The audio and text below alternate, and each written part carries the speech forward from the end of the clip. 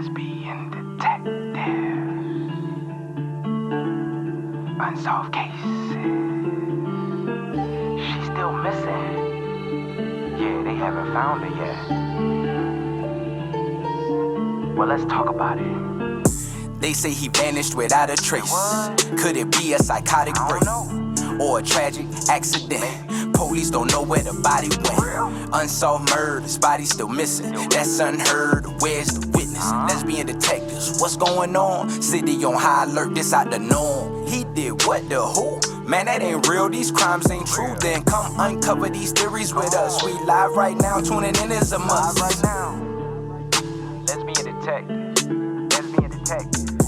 We about to start the show, so get your popcorn ready to go. Pay attention to the message I present to you, the lesbian detectives. This is Lesbian Detectives. I'm Sierra. And I'm Elizabeth. And we are here talking about missing and unsolved murders. We are discussing cases that you have forgotten about or never even heard of. So sit back, relax, and let's start this podcast.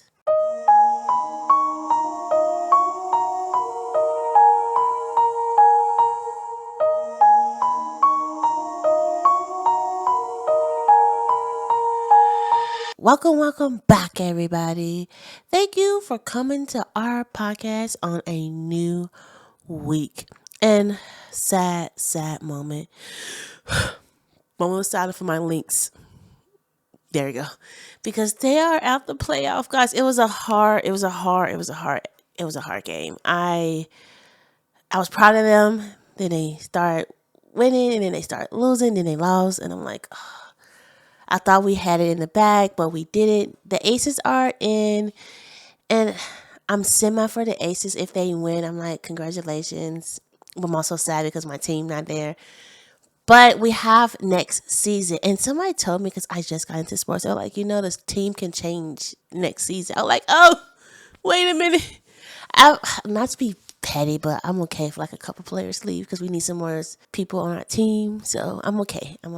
But if DJNA gets traded to another team, are you following that new team? Do you follow the player or do you follow the team? It depends on what team she go to. If she go to like a good team, like how the Lynx are, I'm following it. But it's like I'm Lynx now. I don't know. I like the Lynx players and the team and the coach. So I don't know. I'm in between a little bit. But I like the Lynx. Lost Lynx? Okay. Let's get to this episode, guys, because... And also, sorry for my voice. I'm sick again. Step back into the world of 90s true crime with the Unsolved Couple podcast. Join hosts Ben and me, Sierra, as we dive into the iconic TV show Unsolved Mysteries, providing the updates you missed out on as a kid. It's the perfect mix of nostalgia and true crime. Catch us every Tuesday as we talk about the original gateway drug into true crime, Unsolved Mysteries. It was the morning after Halloween. The air was cold, heavy with fog, and the sun had barely begun to rise over the empty stretch of the highway that cut through the forest. The world was quiet, too quiet, until a truck driver noticed something in the grass, something that didn't belong. At first he thought it was a mannequin, maybe a Halloween prank left behind. But as he drew closer, the illusion faded. It wasn't a trick. It was real. A young girl lay face down near the road, still and silent, as if the world had simply moved on without her. No one knew who she was. She carried no ID, no purse, no reason to be there. Only a small necklace around her neck, a pair of red sandals, and a quiet story that no one could yet tell. She hadn't been seen by anyone who could name her. She hadn't been reported missing by anyone who would claim her. And for years, her identity remained locked away in time, a whisper of a life lost on a lonely Texas highway. Who was she? Where did she come from? And why did no one come looking for her? Those questions would linger for decades, long after the road was redone, long after the headlines faded. Because sometimes the scariest mysteries aren't the ones told around campfires on Halloween night. They are the ones that really happen. This is the case of Walker County Jane Doe, aka Sherri Jarvis. It was the morning after Halloween, 1980. The air was heavy with mist, and a pale gray light escaped through the pine trees surrounding the Sam Houston Natural Forest. The lone stretch of the Interstate 45 was quiet. Only the sound of tires rolling against wet road as dawn broke over Texas. A truck driver was making his usual early runs when something caught his eye. A small shape lying motionless in the grass near the shoulder of the highway.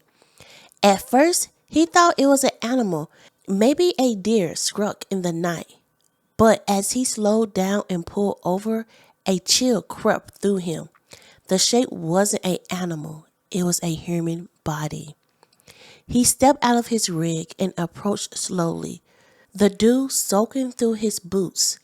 Laying face down in the grass was a young girl, naked, her hair tangled around her shoulders, her skin pale against the dark soil.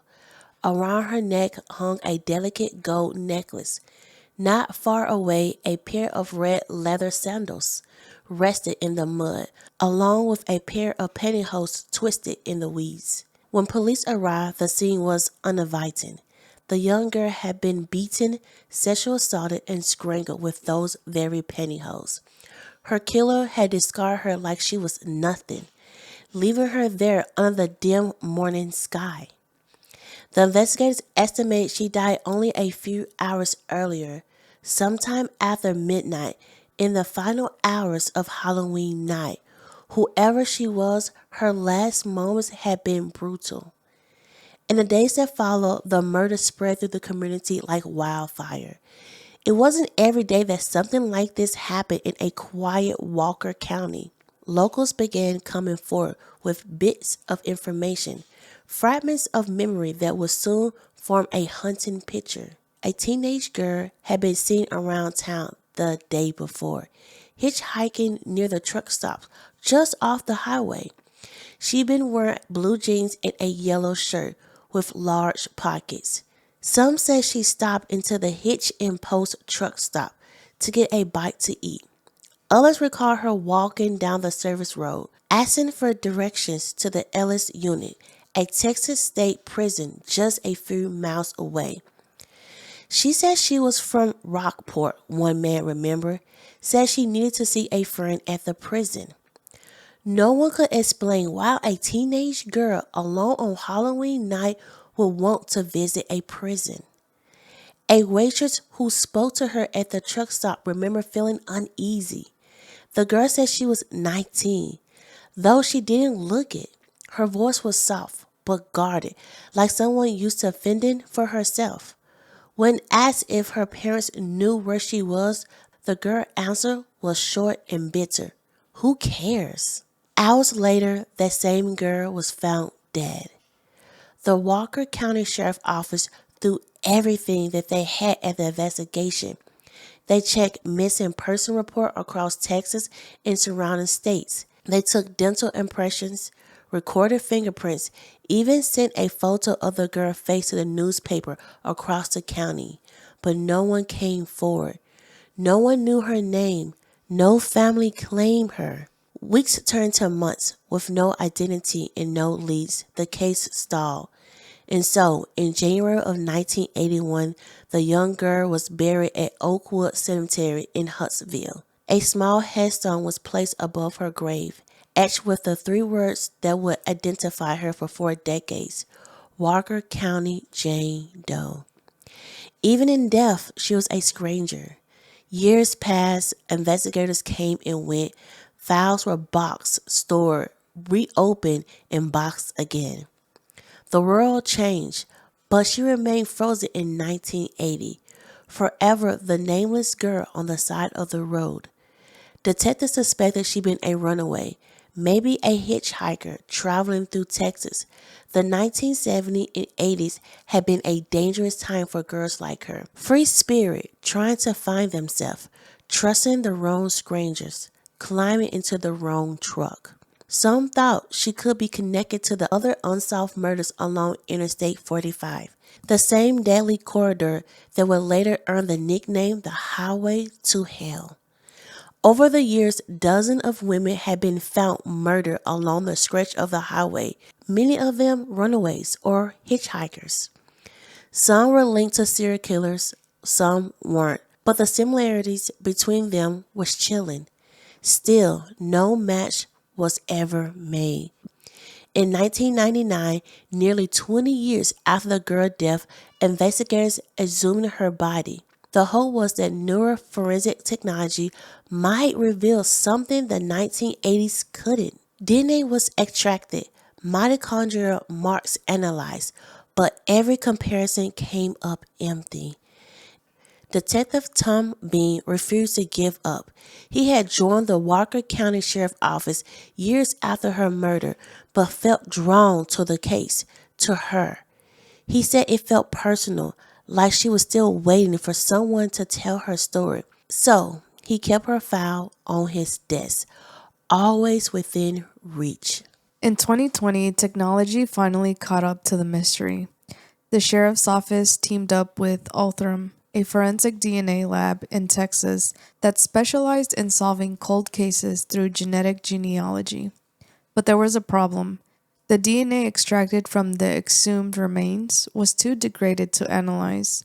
The samples had decayed over decades, leaving scientists with fragments too broken to read.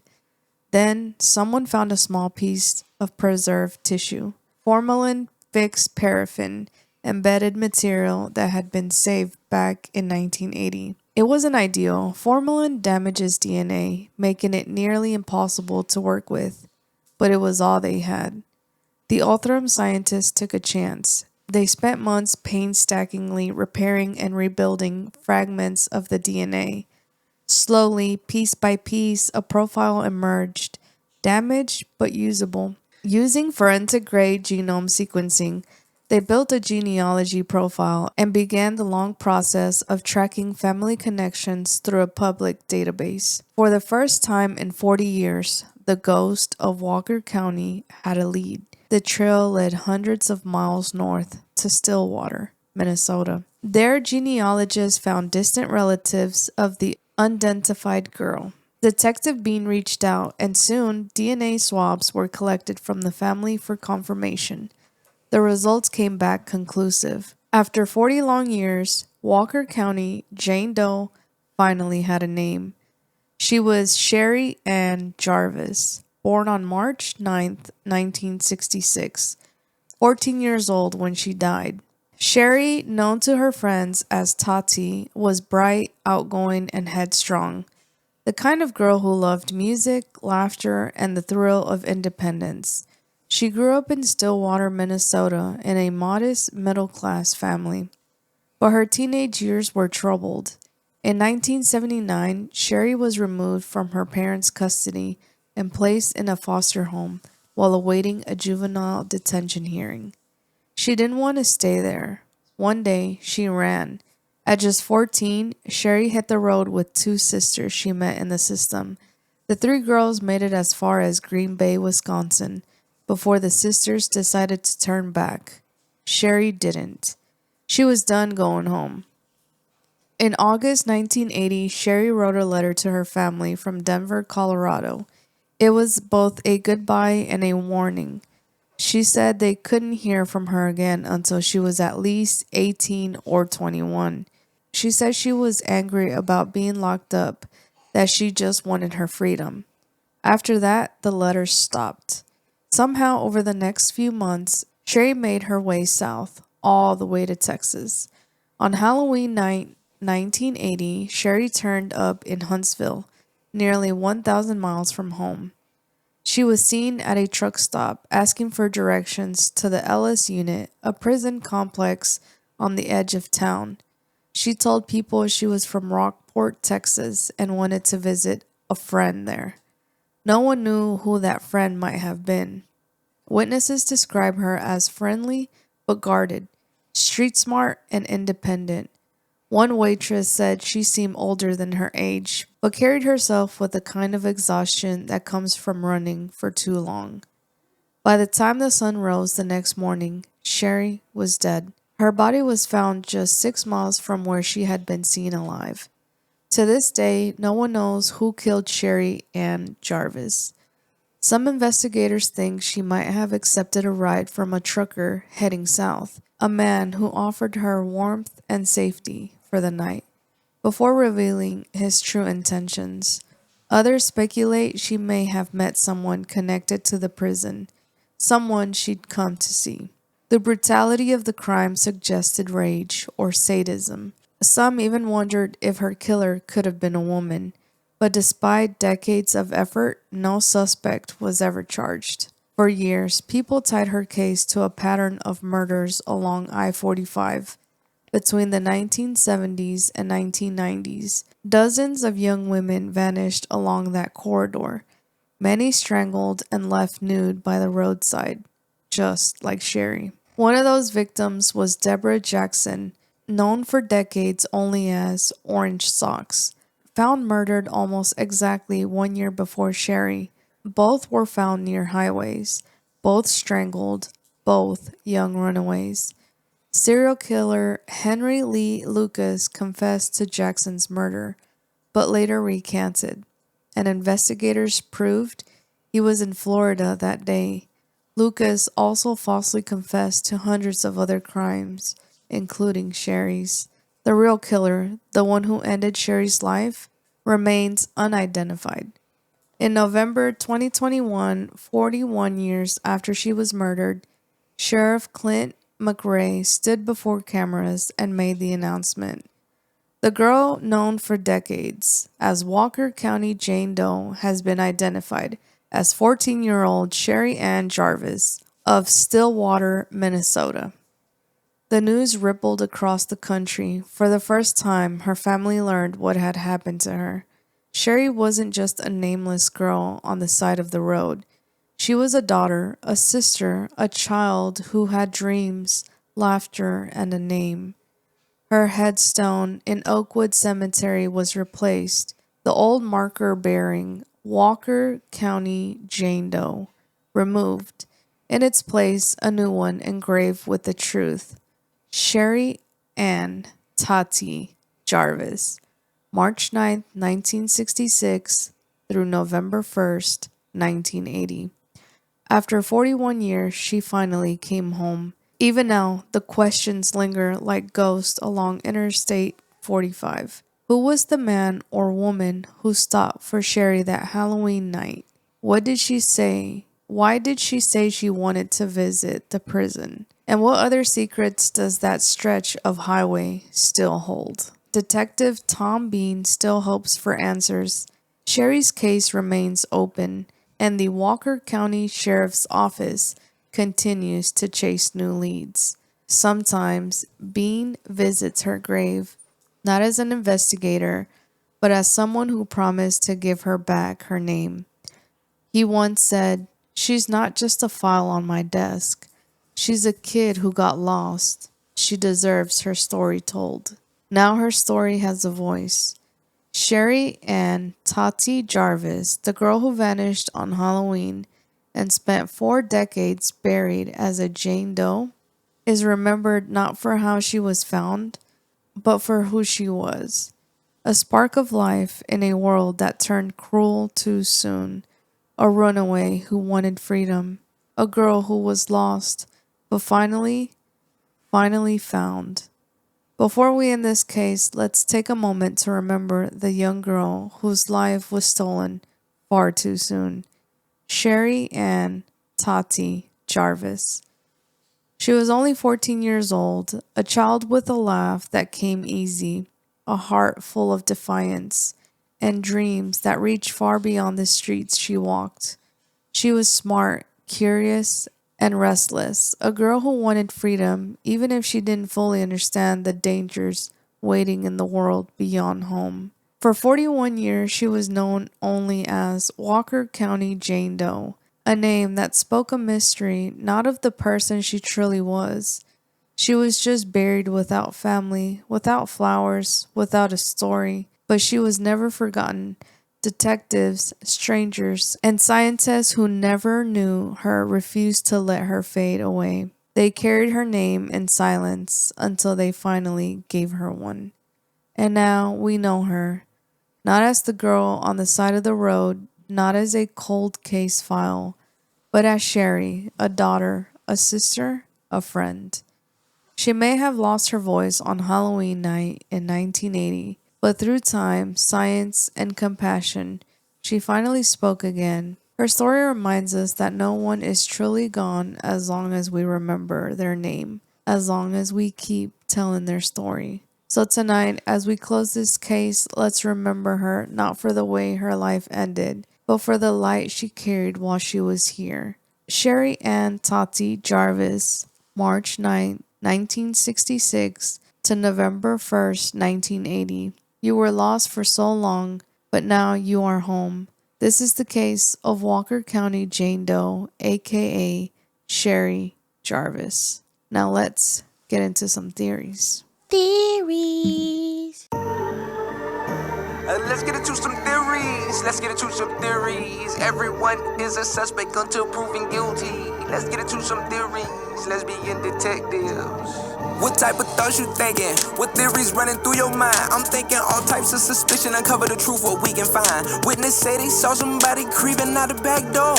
What you think they did it for? That's so crazy, I'm not sure. They found a car, where could she be? Here go another puzzle piece. Researching through your history. It's plenty unsolved mysteries. Everyone is a suspect until proven guilty.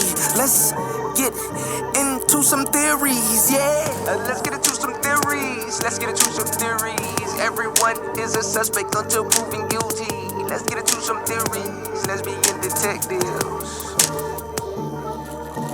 You or me? Good. Yes, I am back, baby. It was one part when I was doing this case that stood out to me. How some people think it might have been a woman. And I'm like, how the people who saw her for a couple of hours, even her family and friends, said she was very street smart. You couldn't get over her fast. So to me, I'm like, if she's street smart and she's like hitchhiking, she's not going to get in a car or a van with a man by herself. You know, she's going to she's going to feel like that situation. But if it was a couple or a couple with a baby, she's like, okay, I might get in that car. You know, she feels safe because it's a family. It's Halloween night.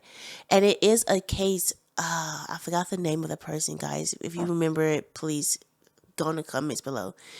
That it was a girl that was kidnapped by a couple who had a baby in their car. And they kept her like in a little box of their house. And the husband was like SAing her and stuff like that. So it is, I mean, anything's possible. Let's just be honest. Anything is possible. So that's why I'm thinking, like, what if it was a couple and she felt safe with the woman? She's like, okay, it's a woman in this car. I feel safe. You know, she's a teenager. She's 14. And to me, I wish the police will really talk to the girls that she ran away with. Because she was going to Texas for a reason. And they did talk to the prisoners that was in the jail that she was trying to visit. But, I mean, they're prisoners. Come on, guys. We really think they're going to tell the truth? Right. And of course, he's an adult and a 14-year-old is coming to visit him. But those girls that was with her, they know stuff. She said they was her sisters. So if they're her sisters and they're not even blood, like she chose this family. So that means she let her walls out and really talk to them. Those two young ladies, well, they're not young ladies, no more their way, you know, women, they know a lot to me. And I wish that they would come out and really tell her story and tell the police things that might can help solve her case. What if that man got out of jail sooner than she thought? Like she was visiting him. What if he was already out of jail and she some way saw him? We don't even know. Is there so many possibilities in this story that you have to look at? How did she meet the prisoner is what I want to know. Because I can understand nowadays through social media, of course, anyone can connect. Mm-hmm. But this was in 1980. Mm-hmm. How do you meet a prisoner that you've never met? Mm-hmm. Like, that's what I have trouble wrapping my head around. Why Texas? She was 14 years old. I get that you say, oh, she knew better. She knew her way around the streets. To me, she's 14. How is she getting from one place to another if it isn't through a truck driver? It didn't seem like she had money. She didn't have a job. She was going from place to place. So to me, she didn't have it all figured out. And it only takes one person. One wrong turn and your whole life is gone. So she wanted freedom. Why does she want freedom? Like, how was her upbringing? Like, what does she want to do? To me, it just seems like she was trying to grow up faster. She wanted independence, but at the end of the day, she was still a child. She was just 14. And she exposed herself to a lot of the things that a 14-year-old shouldn't be exposed to. And when you're out in the streets like that, unfortunately, like, most people are going to see you as some type of meat, you know, like, because she's a woman, because she's young, like, they're going to go after one thing. And like I said, it takes one person to basically turn your whole life around. To me, it's just like, it's something that I feel like was inevitable, living the lifestyle that she chose to live, right? Being free, being out in the streets, hanging out with other people. And it seemed like she didn't get spooked easily because she had 2 other sisters. But the sisters eventually were like, nah, it ain't worth it. Like, we're going back. Like, something scared them. She wasn't scared. Sherri wasn't scared. And unfortunately, that was the end to her story. But I feel bad that she went through what she went through. I want to know, like, were her parents trying to find her? So with her case and her story, we learned in the case that she got removed from her home. She was in foster care. And then she was staying in the foster care system until she went to juvie. So to me, it seemed like something happened around that time for her to be in a modest home. We don't know how her family, how the upbringing is. We don't know, like we always say, we don't know what happened behind closed doors. For her to be removed and be placed in foster care, then juvie, something had to happen. Something had to switch in her life for her to go down this dark path, you know? And what if it was somebody that she met when she was going through her stage? Every teenager go through this, like, this wild stage we all go through. Some people don't, some do. So during her wild stage, she probably met somebody. He probably did go to Texas and get sent to jail. We don't know. So that's another thing we have to look into. But it seemed like she was running away from home. She sent her parents a letter like, hey, I'm not coming back until I'm 18 or 21 because she doesn't want to go to juvie.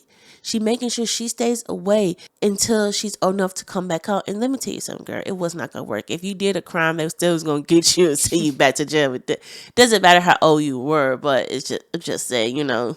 But to me, it seemed like, I don't know her family history. It's hard because this case is kind of like, it's not a lot of details out there on her life, but something happened in her life for her to go down that dark path. You know, she met the wrong guy. You know, always them good girls meet their bad boy that changed them and mess up their life. So that's another thing we have to look into. But it was one part you said, like, and she could have gotten in the car with anybody. You know, it doesn't matter. I thought of Ted Bundy. He was charming. He had a good career. He had all this stuff. But he was over here unaliving women left and right. So, like, that made me think, like, oh, shoot, you know? If he's charming, he can, like, not knock anybody's pants off because some people you just can't. But it's just, you think, like, okay, if he was charming and cute, she'd probably like, oh, he's cute. Let me go with him. You know, she's 14. Right. But it's just sad that she was going down this wrong path and she just ran away from it because she thought it would be easier to run away than face it head on. But she's 14, so she didn't know. But that girl, she hitchhiked. I mean, Minnesota to Texas. I'm trying to get to Minnesota so I can see my Lynx play. But Lord have mercy, it took, ooh. That's what I'm saying. Like, she didn't have a job. She didn't have any money. How was she getting from place to place? How was she eating? What was she doing to earn the little bit of money that she needed to get by? I mean, we're not saying that she did that stuff. We're just saying that it could be a possibility. It's just, She put herself in a very dangerous situation. I mean, but that's life though. Like as a teenager, I feel like teenagers, they don't understand how the world really work. Like as a teenager, back in my day, I understand. I thought I knew the world. I thought like I knew everything. Even though my mom was telling me like, "Hey, you don't know the world. The world is different from your little eyes." But I'm like, "Girl, I know the world. Trust me. Like you don't understand what I know." Until I got in the world for real, I was like, "Oh." Mama was right.